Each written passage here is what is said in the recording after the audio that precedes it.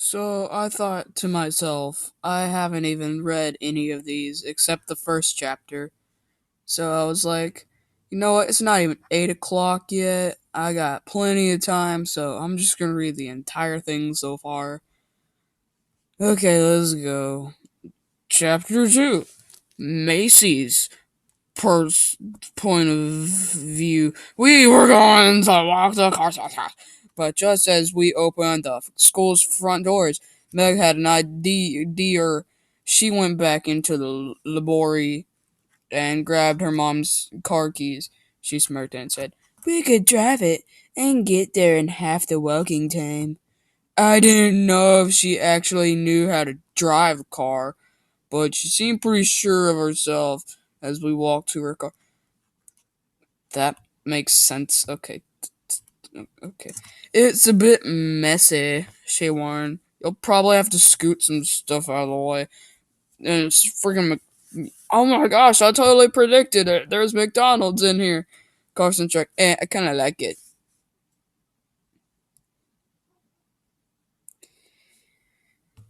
Okay, you mean yesterday? I questioned and juggled. He blushed and sat in the gray letters that. Yeah, Meg climbed to the front seat, but John objected. Do you even know how to drive car? Sometimes I drive the caboose around my granddad's farm. But other than that, no. How high are you gonna be anyway? I don't know. If you're good at Mario Kart, you should be good. You should probably let me drive. I've actually driven a truck around before, John argued. Why? Why? That what's that's like the biggest coincidence ever. I don't okay. We arrived at Carson's house a little before noon, according to the clock on his living room wall. The house door was open! Probably from the yellow men. Ooh, those yellow men. Many things were smashed, and the house looked as if a tornado had been through it. We all fled towards the kitchen in search of anything worth eating. John opened the cabinet. He squealed like a little girl. Oh, I totally predicted that too. Oh my gosh, I'm so cool. He grabbed a handful and shoved them into his butthole. Guys, I said, even though Twinkies, fudge rounds, and Hershey's bars are good, they may not keep us alive. We can't live off sweets and sugar. Freaking vegan. Ugh. They nodded. Searching the cabinets once again, out of the corner of my eye, I saw Carson heading out of the kitchen and into the living room. I sat my backpack, which was full of food, down and followed him. Here we go. He was standing by the fireplace, his shoulders slightly shaking. You okay? I asked. He turned around, and I could see the tears running down his cheeks. He nods. I see dead people. You don't look okay, I said back, coming to stand in front of him.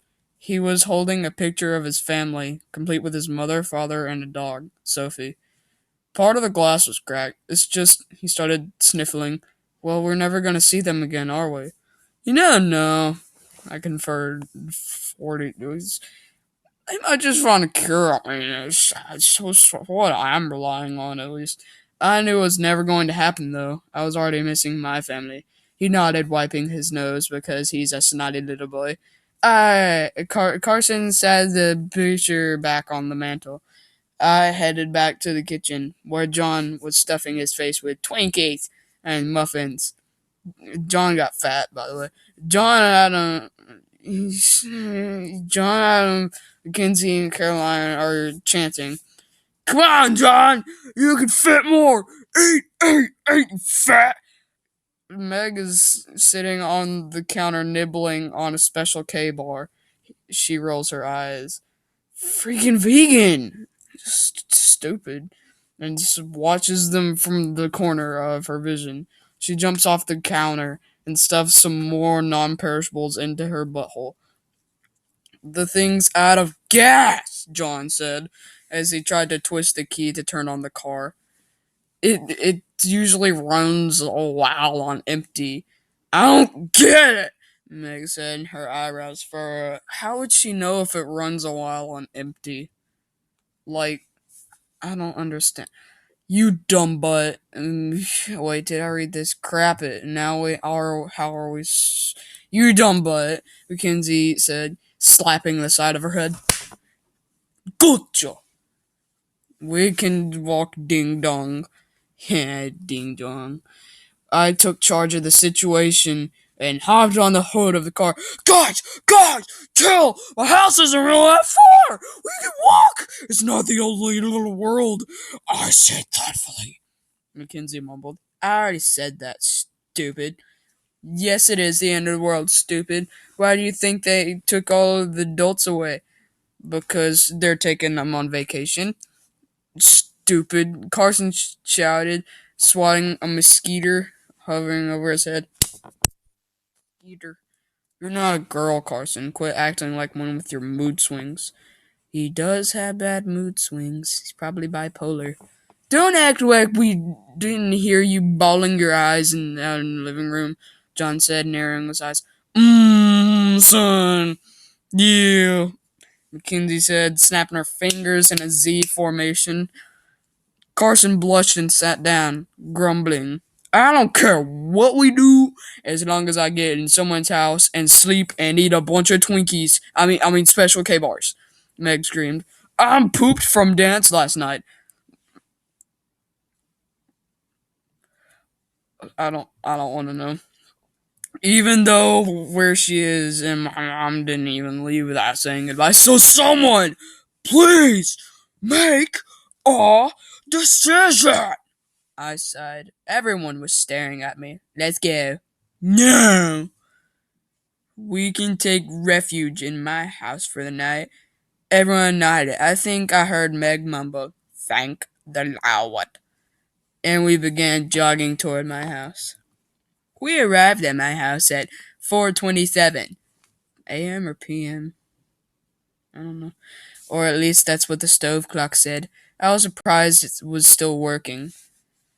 All they did was just like take the adults away. I mean, the power doesn't go out. I mean, I don't understand. Maybe your house has a back generator, Meg said, noticing the stove clock. Hey, the fridge works too, Carson cried, running to the freezer and grabbing a very large tub of ice cream like the fatty he is. I supposed it was comfort food. Okay, guys, grab something small to eat. We need to make sure we ration. Even I don't. It's ration what we have. As soon as I said that, we heard a sharp bark coming from my parents. Sam! I said, immediately running to the source of the noise. There he was, lying on a pile of dirty shirts. He sat up slowly, and I could tell he was wounded. His leg was bent at an unnatural angle, and blood dripped from his. That is. How could you think of your own dog like that? That is nasty. My gosh, Sam! What did they do to you? I said, immediately grabbing some bandages from the bathroom cabinet to wrap around his wound. I carried him into the kitchen and laid him on the counter, where John Adam and the rest of the group hurried over to inspect the wound. John Adam gently pushed Meg over to Sam. Go on, future vet. Do your magic. Ha ha. Yeah, 'cause she's stupid. I haven't even been to college, but I'll see what I can do. Got any doggy meds? I shook my head. Sam has never got wounded or sick. Ever. But I did hear that some herbs are good for wounds. In fact, we actually have a herb garden on the deck out back. What a coinkydink! Well, go grab some stuff. He's gonna die of blood loss if he lays here much longer. I'm sure. I don't even know how he's, like, not dead already.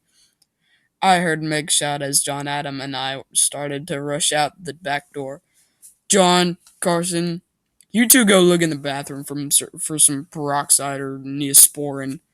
Neosporin! Neosporin! Kids, go grab some pillows, and Carol, go get some bandages. I grabbed some leaves from the garden. Yeah, because that's useful. Here, I said, dropping the precious rosemary and thyme sprouts. Rosemary is for swelling, thyme is for pain. John Adams is about to come with some basil and beetroot. I took in a long, deep breath and walking over to Sam. His eyes were wide with pain and shock. Buddy, he's gonna be okay, I said, patting his furry brown head. He whined and licked my hand. Meg came back with the mashed up rosemary leaves. She forced them into Sam's mouth, and he swallowed reluctantly, gagging and sputtering. I hope that helps. Help me hold it to the couch, I said, trying to pick up Sam without hurting him, even though you probably, murdered him by doing that. John Adam held Sam by his boobies, rubbing his fur as he did so. We laid him on the dark blue couch and put a pillow under his butthole. There's not much we can do since his butthole is broken, Meg stated. It'll have to heal on its own. I nodded, gently rubbing Poop's head and heading back to the kitchen to get something to eat. Hey, Macy? John asked. How come your fridge and stove are working when Carson's aren't? We have a generator out in the garage. Yeah, stupid. If we ration how much we use it, it could last us a few days, I answered. Okay, so we need a game plan for when Macy's house runs out of resources, Meg stated thoughtfully. I paused, thinking. Oh, yeah, I said, a smirk on my face. I forgot about the weapons. Boom! Mm. I gotta say, that's, the best thing I've ever read, ever. Oh my gosh. Like, it's just, oh my gosh. Oh my gosh. Oh my gosh. It is, wow. Wow.